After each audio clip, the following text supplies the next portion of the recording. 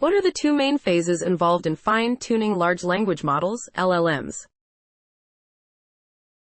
The two main phases involved in fine-tuning large language models, LLMs, are supervised fine-tuning, SFT, and reinforcement learning from human feedback, RLHF. SFT is the initial phase where the pre-trained model imitates high-quality demonstration data to establish a base model. RLHF is the subsequent phase where the model is further aligned with human preferences through maximizing an objective function that reflects human preferences using reinforcement learning techniques.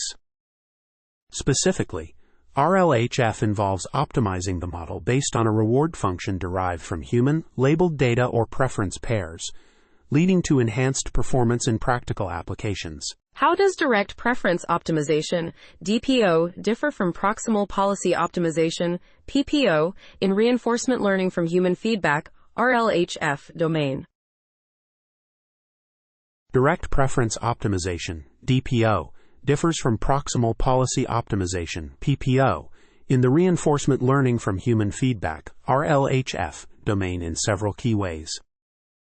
Firstly, DPO optimizes the policy directly over preference data without the need for learning a reward model, while PPO first learns a reward model from human-labeled data to approximate the reward function before optimizing the policy. Secondly, DPO focuses solely on policy optimization based on preference data, while PPO utilizes actor-critic algorithms like PPO to optimize the reward signal derived from the learned reward model.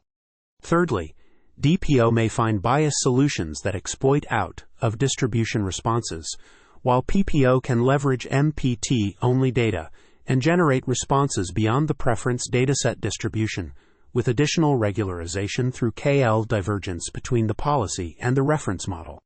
Additionally, theoretical analysis shows that any solution found by PPO that exploits the reward model can also be found by DPO, indicating a relationship between the two methods in terms of solution space. Empirical validation in a synthetic scenario demonstrates that DPO may generate biased policies favoring out-of-distribution responses, while PPO can alleviate this issue with explicit KL regularization. Overall, while both DPO and PPO aim to align language models with human preferences in RLHF, their approaches differ in terms of reward modeling, policy optimization, susceptibility to out-of-distribution data, and regularization techniques. Can you explain the theoretical limitations of DPO as highlighted in the paper? The theoretical limitations of direct preference optimization, DPO, as highlighted in the paper, stem from its susceptibility to biased solutions that exploit out-of-distribution responses. The paper demonstrates that DPO may not be superior to proximal policy optimization, PPO, due to issues with the DPO training objective. The theoretical analysis in the paper shows that any solution found by PPO that exploits the reward model can also be found by DPO. Additionally, DPO is more prone to developing a biased distribution favoring unseen responses, impacting the quality of the learned policy. This bias can lead to unpredictable behaviors and deviations from the reference policy, even when the reference policy aligns well with human preferences. The paper also highlights that DPO can suffer from misspecification issues on out-of-distribution samples, affecting the overall performance of the model. What are the key factors identified for enhancing the practical performance of PPO in RLHF according to the paper? The key factors identified for enhancing the practical performance of PPO in RLHF according to the paper are 1. Advantage normalization. This technique stabilizes PPO training and improves its performance by normalizing advantages during training. 2. Large batch size training. Using a large batch size significantly enhances the performance of PPO, especially on challenging tasks like code generation. 3. Updating the parameters of the reference model with exponential moving average.